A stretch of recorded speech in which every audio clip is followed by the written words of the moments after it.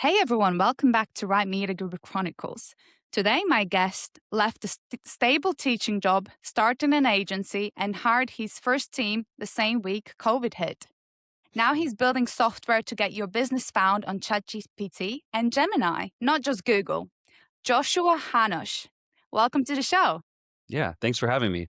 So your agency is called 329. What's the reason behind that name? First things first, I'm very curious. Yeah, actually, we pronounce it 329, but 329 works as well. It's hard to decipher that. So my business partner, he got let go from his job on March 29th.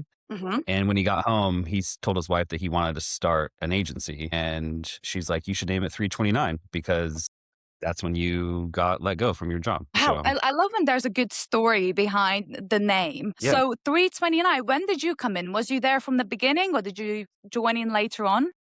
I joined later on. So I started another agency in 2018. So I left teaching. I taught math and computer science for 8 years. And I left to actually just build websites. I was not trying to start an agency. That was not at all. I just wanted to travel and build websites. And it snowballed into me having to hire. And it turned into an agency. And then we merged our two companies together last year. I see. Okay. And did you guys know each other beforehand or was it just like a Yeah. networking thing? No, yeah, we were friends. We're both in EO, which is Entrepreneurs Organization, and we met about 4 years earlier.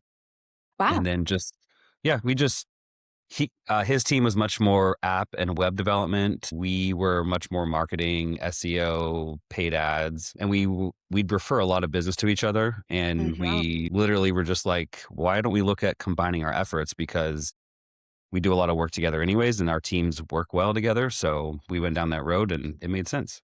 I'm very excited for a conversation today, Joshua, because you specifically help businesses show up on AI search, which is such a huge thing right now. I'm sure businesses are out there exploring how can I pop up on these searches because myself, for example, I search everything on AI, as I'm sure everyone else is as well. First things first, let's dive into the entrepreneurship journey because the story you had with my business partner, Chris, a little story there. Apparently, he questioned as to why are you teaching? And you're teaching, I think, the students how to become freelancers pretty much.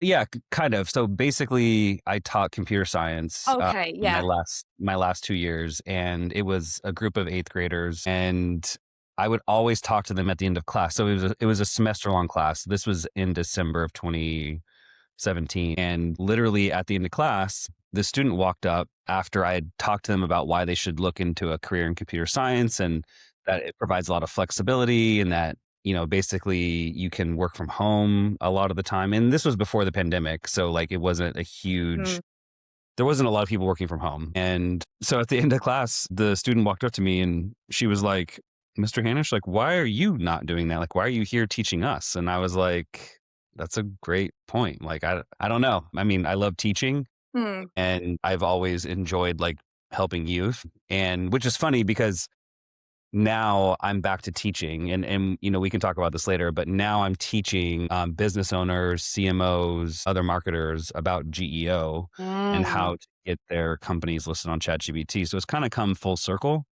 which has been fun.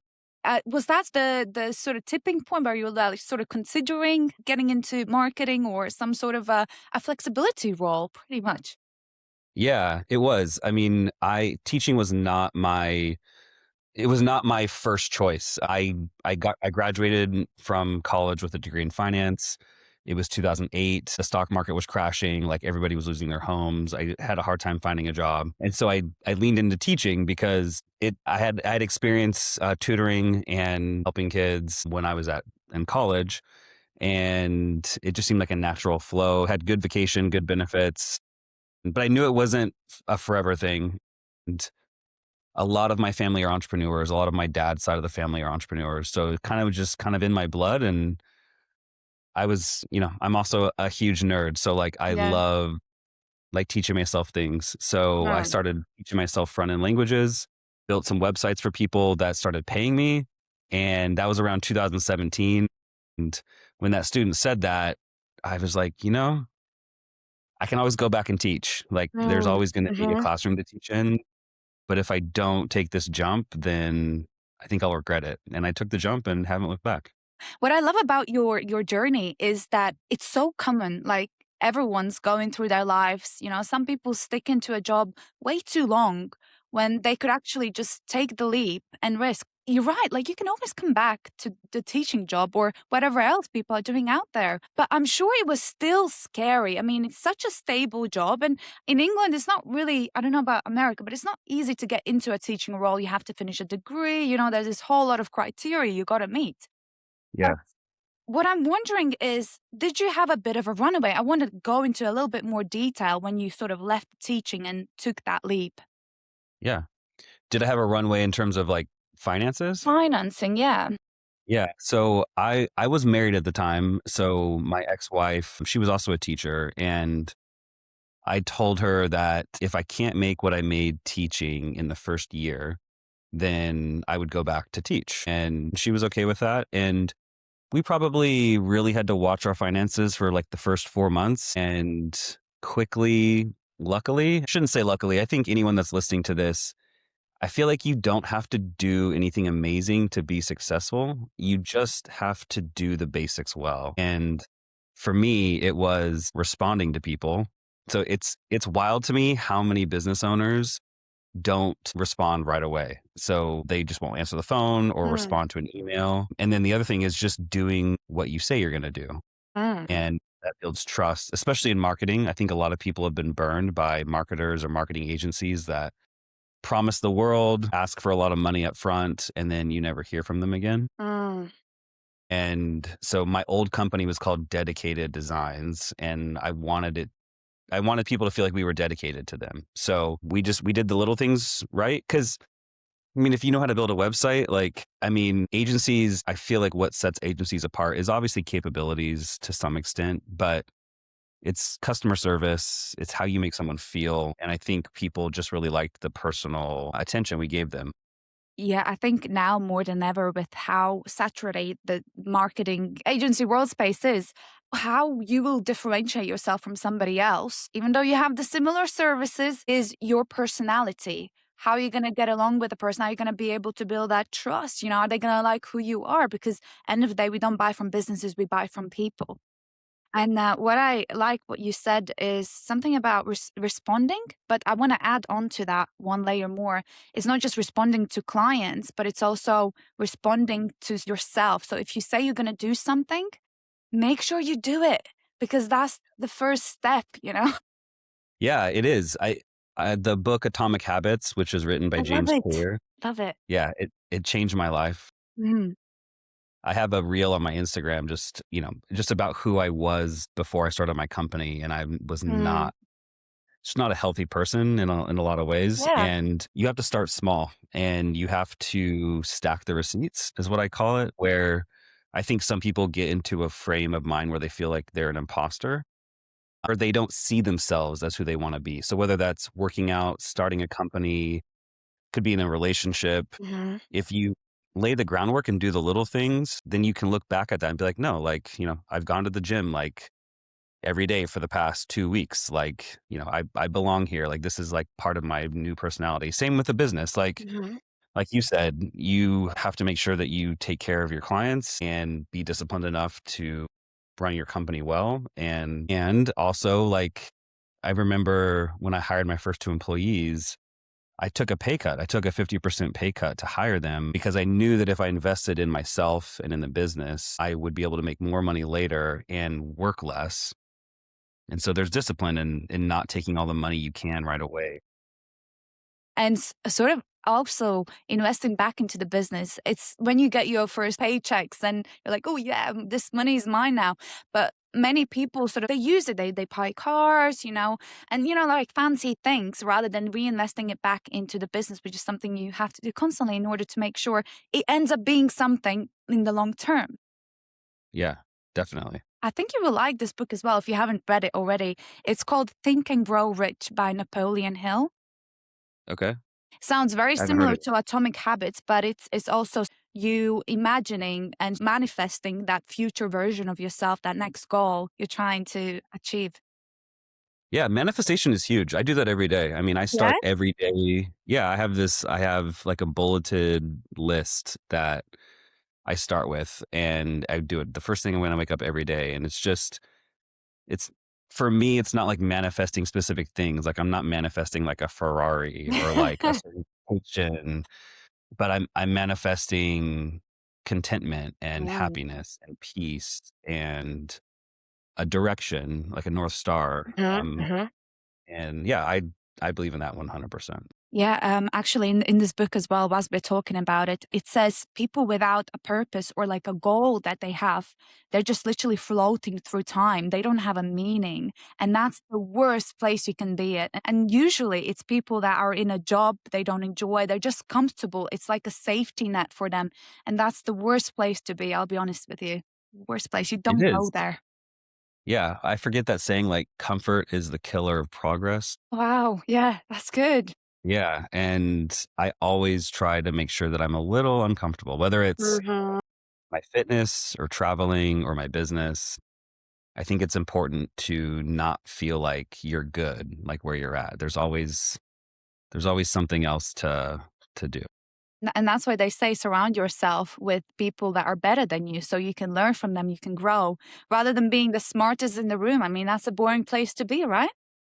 It is, yeah, it can be intimidating. I mean, I talked about how my business partner and I met in EO. EO is a group of business owners across the world whose companies do over a certain amount of revenue. And, when I first started, I was talking to people who had businesses that were tens, hundreds of $1 million of revenue. And I'm just like, well, I felt like I didn't belong. And you realize that you do, and that their problems are the same. They're just bigger. Mm. And so I had a lot. I took it as a huge opportunity to learn from them, and I credit that a lot with being able to grow my company. And who can actually join this group? Because you said you need to be at a certain level. Yeah. So if your business does over $1 million in revenue a year, and if you are the actual owner, like it's not, you can't be an executive, you can't be like a fractional owner. You have to like be the decision maker and someone that like helps start the company. I see. It's a nice to set yourself in that group. And I'm guessing you learned from one another. Yeah. Yeah, there's groups that you meet with once a month, and you talk about whatever it is you need to talk about and Oh, get advice. and you meet in person. Yeah, we meet in person. Wow, amazing. Yeah. For Yeah. anyone out there who's making over $1 million a year, is it? I'm guessing not a month. Yeah, and it's revenue, it's not profit. Okay, It's yeah. top line revenue. Joshua, would you mind to tell me what you do at 329 today and who is it that you serve? Sure, yeah, so I'm in charge. Well, I'm the VP, and I handle the whole marketing side of the company. So whether that's meeting with clients for strategy, talking through our own business development. So we don't run Google ads, we don't run social media ads because we do really complex work that is expensive because it takes a lot of time. And so a lot of our clients are not going to like find us on a Google ad, because if they're going to be spending tens of thousands, if not hundreds of thousands of dollars with their marketing agency, they're not just going to click on a random Google ad. So it's built through relationships and also through thought leadership.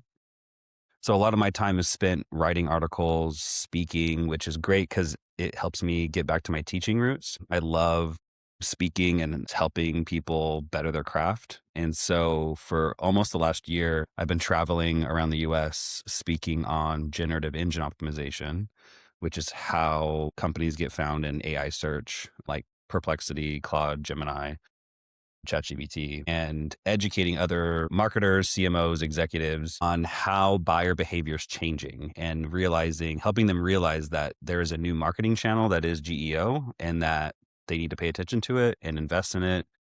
And that is very different from SEO. And so that's my favorite way to get new clients is I would love to go speak and someone sees me and they're like, hey, that guy's really smart and he's saying some cool things. I think he could help us. I want to reach out and work with them. Yeah. What I just recently saw on your LinkedIn, I'm not stalking you or anything, but you posted good GEO is good SEO, but good SEO is not good GEO. Yes, that is Explain that correct. to me. What's Yeah, going on so there?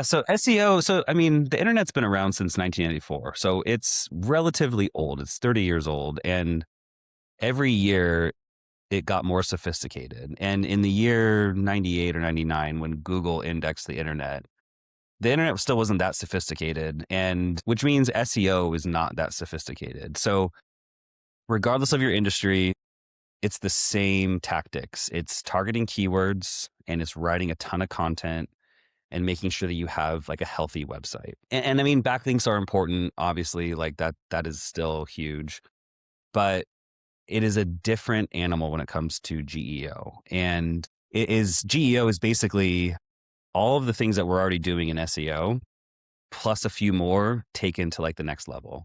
And so that's why GEO is like good GEO is good SEO, but there are a lot of companies that are refusing to like recognize that people are using AI more. And there's a lot of SEO agencies that are afraid that they're going to lose their clients. So they basically are telling people like, you're fine, like you have good SEO, like you'll be fine. Yes, Or I've heard that. I have heard that because I speak to marketing agencies all the time. So they say, yeah, if and you have a good SEO, you'll be fine. You'll come up on AI. Now tell me what's wrong about that thought. yeah, it's not true. So there's Google bots that index the internet every day, and they just like brute force index the internet every day. AI bots are much smarter. There's technically three, but we'll talk about two. There's two AI bots. There's learning bots. So they get deployed a couple times a month across the internet to go learn from sites to update their models. And then there's retrieval bots that get sent out in real time. So let's say you're on ChatGPT and you're like, hey, ChatGPT, like I need an attorney to help me with, this entity formation, which, who do you recommend to work with? And it'll give back answers. Well, it got that by sending bots in real time to go check websites to see, quote unquote, who is the best or who is the most knowledgeable. And what does that mean? Like, who is the best and who is the most knowledgeable according to AI? Well, Google bots, like I said, they're not very smart. They're pretty dumb, and so they play the SEO game, and that's what AI cuts through, and it's really cool for small and medium sized businesses. It really levels the content playing field because SEO is a game, and just because you're number one on search doesn't mean you're the best. It just means that you're really good at SEO, and so that has benefited a lot of companies that have had the budget to spend on SEO, and has hurt a lot of the smaller companies that are probably better, but they just don't have the marketing budget to compete on that SEO front.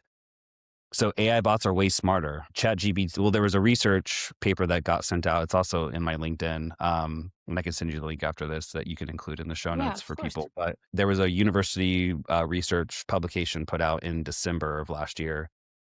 And what they found was that on average, ChatGPT used sites ranked 201st on average, which is wild because that basically just means that for many searches in many industries, your search ranking on Google doesn't really matter to the AIs. What matters is what you're saying actually valid and real? And are you an expert? So GEO is about fitness and visibility. So fitness means, is your website fit? Like we just talked about going to the gym. Like has your website gone to the gym? Is it technically sound? Is the content written for LLMs? Meaning SEO is about fluff. SEO is like very verbose sentences, like lots of like marketing language to like make it seem like they were the greatest. AI doesn't care about any of that. It just wants to know the answer. People ask it questions, and its goal is to give its users the best user experience. So as quickly as you can do that, the better. Um, there's a lot to that, but basically, it is a different game. One other misconception is a lot of people think, oh, Reddit. Reddit must be the place where you need to go to optimize for GEO. Because when you run queries on AI, you'll see that like, it'll like ping Reddit, and that's not true. It depends. So like we work with a lot of B2B companies. We do a lot of work with like large construction, engineering and architecture Mhm. companies, manufacturers, different like banks, like financial institutions. And then we do a lot of work with attorneys. A lot of B2B companies are not being talked about on Reddit. Like that's not the place where people go. Yeah. Why would you care about that if you're a B2B marketer? Mhm. Some brands, like some B2C brands, like a lot of B2C brands, like Reddit is important. And then the other part of it is like what's cool about AI is not only has it leveled the playing field when it comes to content. So before people were like, man, I'm not going to write blogs. Like it doesn't do anything. Like it can't compete with these giant national companies or international companies. Now that's not true. You can write a blog and you get picked up by AI in a couple of days. It's also helped the PR industry. Mm. PR is huge now. And that's, so I talked about fitness, how your website has to be fit from a content and like technical side, which this is kind of an aside. There's a back-end language called schema, or it's not a language, just a structure. Schema is how you talk to these bots. Schema is written in the language of JSON, and JSON is what the LLMs were built on. You are talking to the AI bots in the language that they were built on, and I could go into Crazy. I didn't, you know what? This is after like 70 or 80 conversations I've had now. This is the first time we're actually diving into the back end. What is it that actually the AI bots, as you call them, are looking at? And you're sort of speaking to them in their own language. It seems fascinating to me.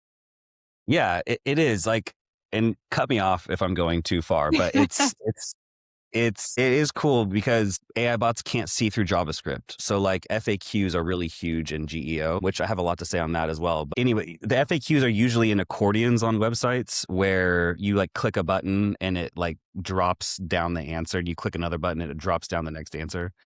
AI bots can't see that in there. So Oh, you I have to add, see. Because I was gonna say, when you said you need to sort of you indicated you need to answer questions, that people would be searching up for. I thought, okay, so you have like a Q&A on the website, but that's not it. yeah.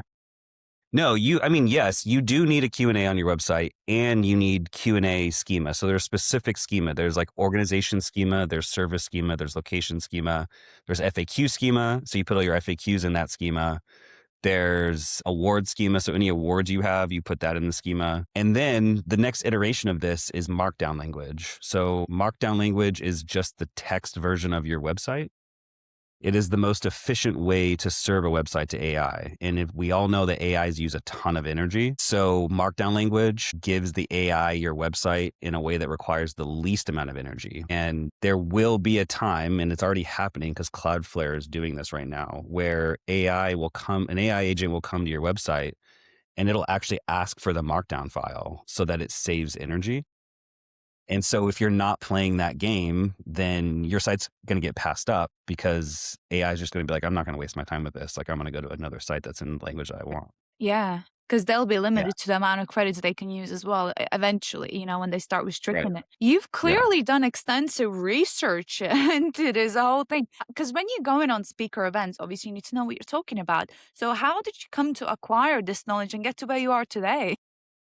Yeah. So I don't know. I just love learning. And You it mentioned that hit me before. probably about a year and a half ago. I was using ChatGPT personally. And I realized that I was using it to find businesses in where I live in Northern California. And it hit me. I was like, wait, like people are going to be switching from Google to this because Google takes a long time. Like you have to do your own research. You have to click on all the blue links. You've got to, go to different websites.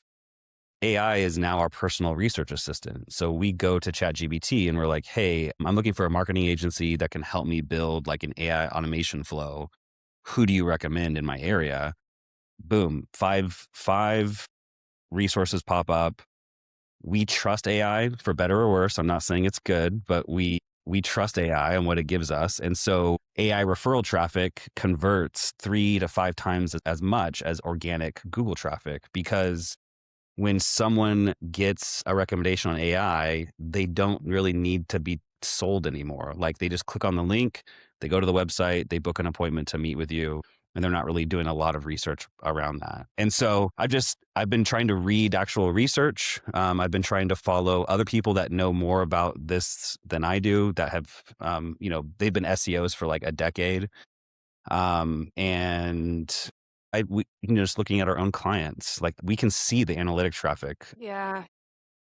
and we built SiteAI. So SiteAI is our proprietary analytics tool. We built it selfishly because we knew that we needed to show that we were moving the needle in terms of ROI for our clients when we were doing the GEO work. But there weren't like Google Analytics, it doesn't provide much depth. And so we were like, we need to come up with our own analytics tool so we can show people in real time what's happening. And so we built SiteAI. You can track competitors and see how they're doing across different prompts. And then you can see how you're doing across different prompts. And that's like the new thing. Like keyword tracking was, really important. Now it's prompt tracking, being able to know how you're showing up for specific prompts that people are asking AI. Hmm.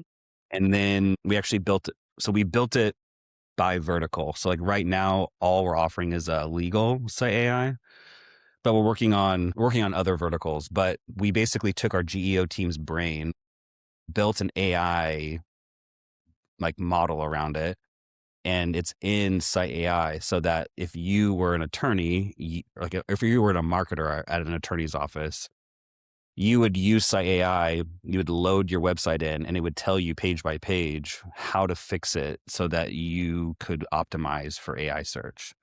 So we're trying to help people avoid having to do all the research that I've already done to like understand all this and give them a product that just optimizes their website for AI search. Yeah, I you spoke with Chris, and I think you mentioned something you're striving towards with Site AI is not just have an analytics tool, but to build a whole system around it. Tell me more about that. What is it that you're hoping to do in the next Yeah. year or so?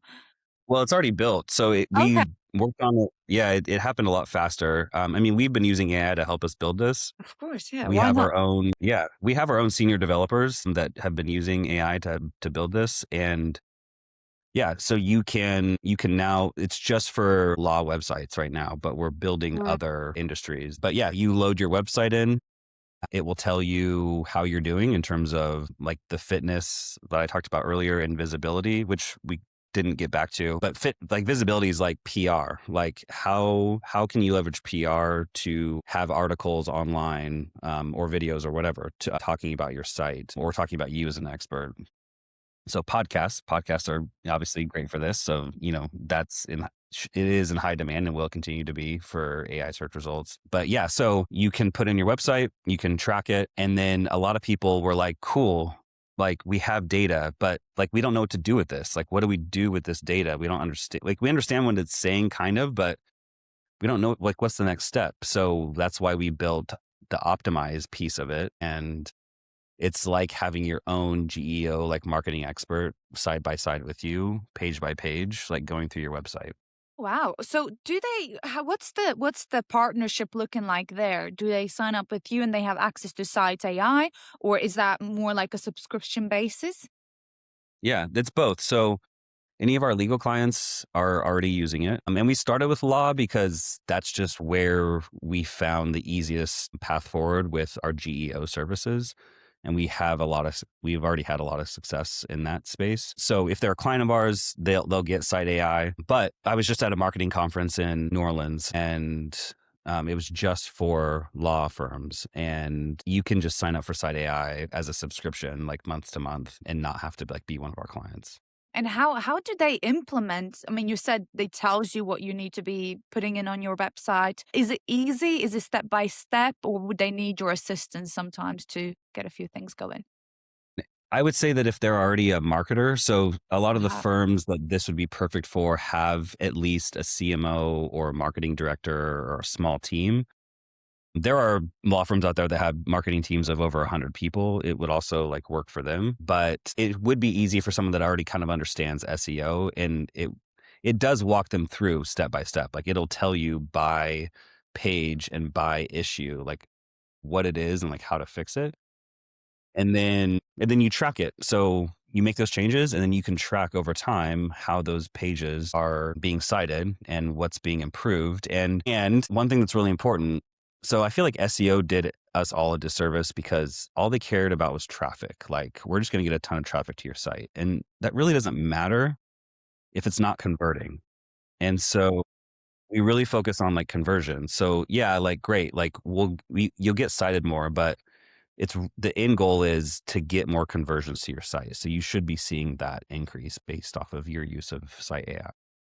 that's incredible. You just flipped the script there because you're right. It's not that sort of A to Z approach. End of the day, they need to be converting them clients and ensuring it becomes a sale in order they stay longer with you or your subscription model as a client. But if you just going through with the traffic and it doesn't convert, it's like you say, it's pointless, isn't it?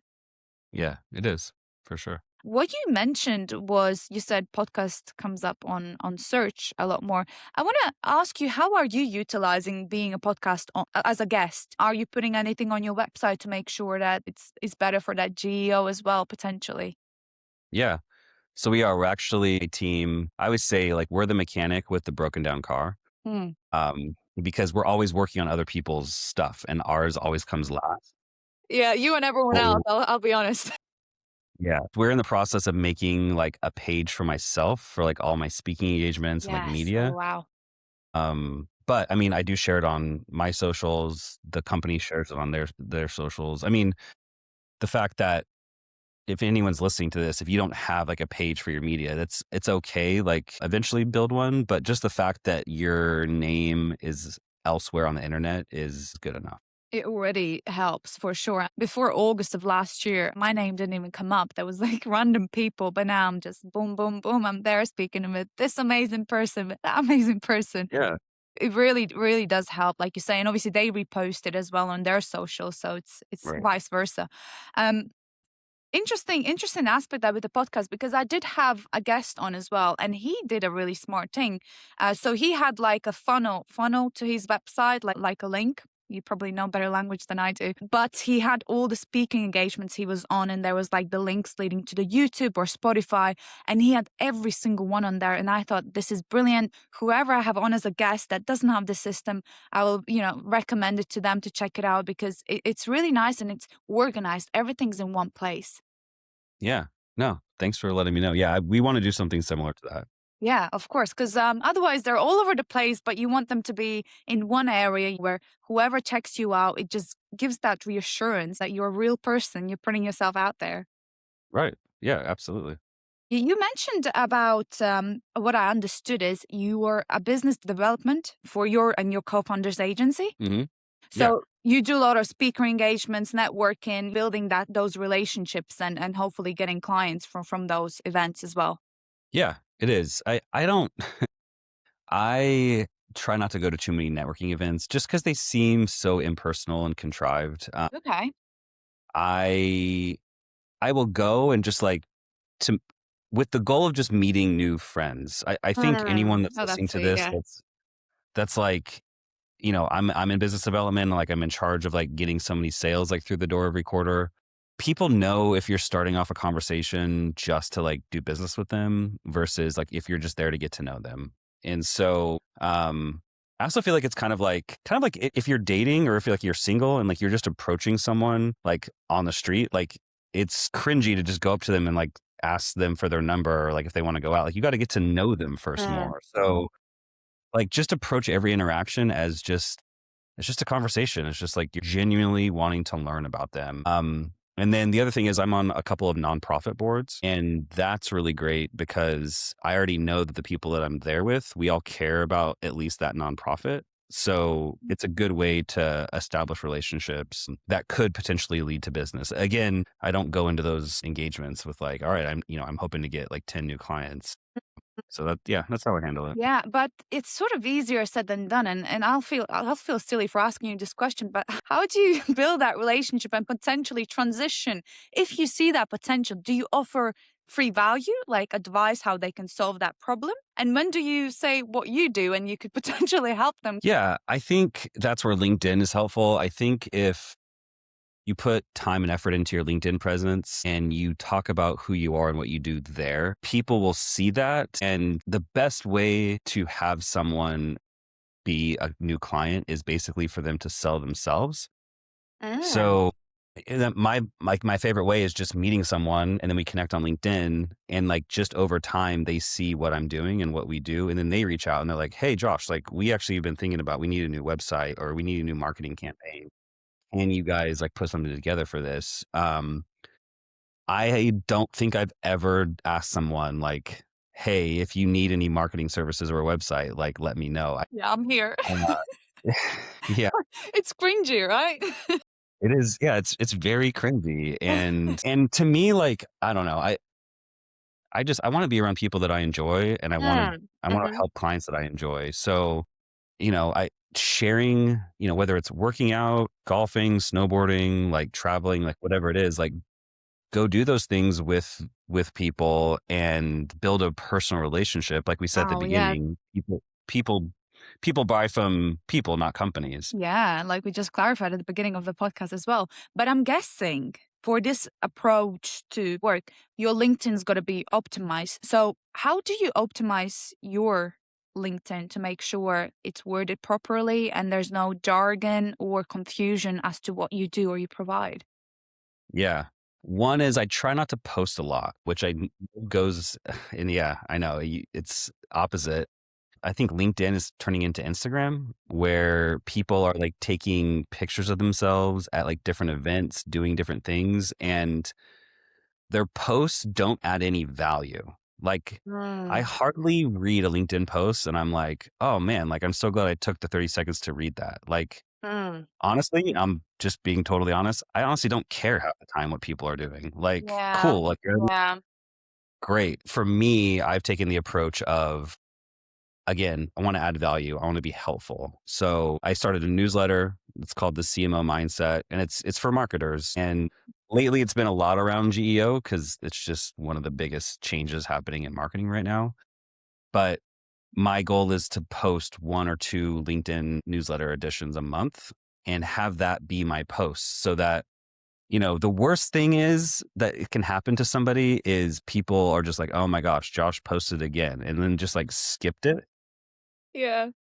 So if they see your post infrequently and then they see it, they're like, oh, like what's Josh saying? Or like, what's he doing? And, they'll read the LinkedIn newsletter. The goal is to have them subscribe to it because if you subscribe to it, then it will notify you every time I post a new edition and it will get emailed to you. So a lot of executives are busy. People use LinkedIn just like they do social media personally, and they're not ready Yeah. to make a buying decision in the middle of their coffee break on a Wednesday morning. They're just kind of wasting time on LinkedIn. So what's cool about the newsletter is that it sits in someone's inbox. So it'll be there in their email for when, maybe it's like for me, Saturday mornings or like Monday mornings are a great time for me to like read and teach myself things. So, and I save other people's LinkedIn content in my email box for those times. Mm-hmm. And then people can get to it when it makes sense for them. It's a good way to stay on top of the, what's going. What is the newsletter about specifically, if I may ask? Yeah, it's called the CMO Mindset.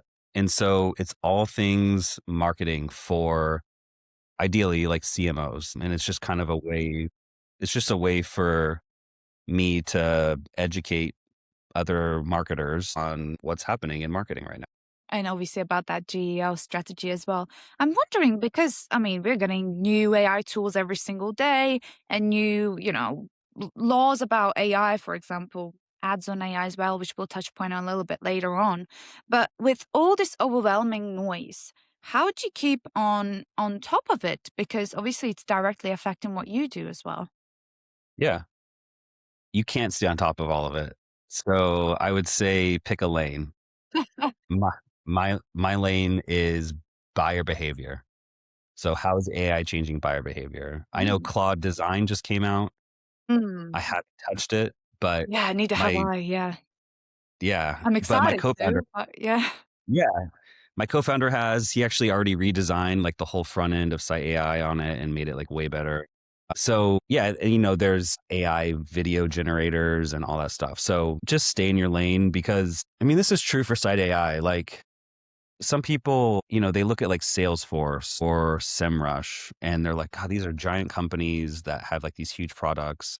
I'm never going to be that big. And you don't have to be. Like for Site AI to be viable, we need, 500 or more clients using it. Like that's like 0.5% of the market. And so I feel like for people that are getting overwhelmed by AI in terms of like if you want to market like your skill with it or your expertise, like buyer behavior, like that is a very niche use case of AI. There are, you know, if there's 100 people around the world that follow me on LinkedIn that find that helpful, then that's great. Like that's 100 clients that we can help. And, that would be That would be great. I don't need 50,000 people coming to me and like Yeah. asking for our work. We couldn't handle that many people. What I love about the platform you created, I keep hearing about this thing. So you create something, or even if it's a course, and you just basically making money overnight while she's sleeping because it's just something that is commoditized in a way, but you already did the work. It's there for people to use. And so you don't. It's not like service delivery, is it? Where you're constantly need to hire somebody, a team.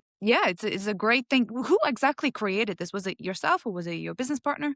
It was me and him and a couple other people on our team. My business partner and I kind of came to the team with the idea, and then our team took it and ran with it. Yeah. Are you coming up with any other new tools?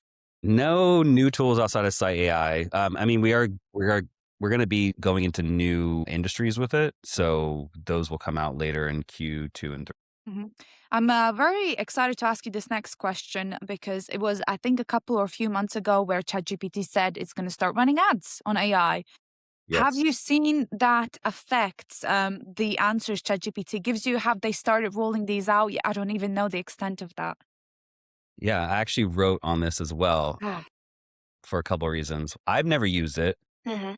I know it's for free plans and I think the lowest paid plan. So I haven't actually experimented with this yet. I think that it is a promising sign that ChatGPT is running ads. Now, I'm not going to be talking about like on the consumer side or like for the experience side, like how frustrating or annoying that is. But for companies that want another pathway to new customers or clients and whether or not they should take GEO seriously, I think the fact that that they're running ads in these platforms is a huge sign that people need to start taking it seriously because when they came out with Google ads, I think they only did like $9 million in like the first year. And then by year 4 or 5, they were doing 64 or $65 billion. And so ad data is a leading indicator in my mind. Like if there's a new platform like AI or just like SEO or Google back in the year 2000, and then they start running ads on it, it means that is a leading indicator that those people think that it is going to be a really big deal in the next couple of years. And so if AI is going to follow in terms of buyer behavior, it's going to follow Google, then the fact that they're adding ads means that in the next couple of years, AI search is going to dominate traditional search. In my prediction, I feel like traditional search is going to be gone in the next 3 years because people will just use AI and we're being forced to. You can start in a traditional Google search and it'll kick you into an AI overview or into a Gemini Yeah, result. exactly. Most of the searches, I don't even scroll down to check the websites or go to the links because I straight away go dive deeper with AI and it gives me the extent of the information, which we do trust. I feel like we do trust AI way too much with their Yeah. information and sort of what it comes out with. Yeah, definitely. It is definitely scary. Joshua, Yeah. my last question to you is, what is your goal and your business partner's goal as well for this next year, end of 2026? What is it that you're trying to achieve with the agency? Yeah. Well, on the site AI front, it's to have three niche like industries that we have it built for. On the agency side, we've created a whole GEO service area. And so continuing to grow that and refine that and open it up to other industries as well. You know, we have like revenue goals, but I always feel like if you focus on the outcome, that seems to never work. But if you focus on like the day-to-day tasks on like what like actually moves the needle, the outcome will take care of itself. But what I like, and sort of a little bit controversial to what you're saying, is I like to make sure I do have that outcome and then I break down the daily activities that's going to get me Yeah. there. Obviously, still put in the work, it's not going to get itself done, is it? Yeah. No, absolutely. Like you have to have the big goal to work backwards from for sure. And a fun question I have following up from that is if you had a magic wand to fix one thing that would get you to that goal quicker or fix a bottleneck, what would it be? It's a good question. Probably business development help. I mean, I can only be in one place at a time. Yeah. Yeah. So if I could have someone that was helping me, then it would free me up to do more of what I'm really good at and what is the largest like ROI for the agency. So, and I feel like that would just be a cascading effect where we'd bring in more sales and then we need to hire more project managers and more team members. And so, yeah, I would, if I could wave a magic wand, I would have someone that's helping me with business development. Yeah. To be fair, with networking, and you're saying you can't be in five places at the same time, I personally consider podcasting as a remote networking tool because I'm getting to know you, you're getting to know me, and I'm at the comfort of my home. And so are you, I believe. Yeah. Yeah, I'm at my home office. Have you ever thought about starting a podcast, or is that maybe on the thought leadership something you're thinking of doing? Yeah, I have thought about it, but not in terms of business. I don't know what I would talk about or interview people for. I feel like, you guys are already an established like entity. I don't know how many more like marketing podcasts like there can be, but I've thought of other ideas for podcasts just for my own. Like a hobby one. Awesome. Joshua, thank you so much for, you know what, you're really grounded. I genuinely love the topics we discussed today. You let us in on the secrets of GEO and how to actually make sure that you can stand out in it as well. Joshua, if people wanted to connect with you to find out more about what you're doing or your next speaker engagements, where should they be looking? Yeah, they can look on LinkedIn. I'm on there. They can email me at jhanish at the number 3 spelled out and then 29.com. Amazing. Joshua, thank you so much. And for anyone who's watching, if you enjoyed this episode, please like and subscribe and let me know your favorite takeaway from Joshua down below in the comments. Thanks for watching.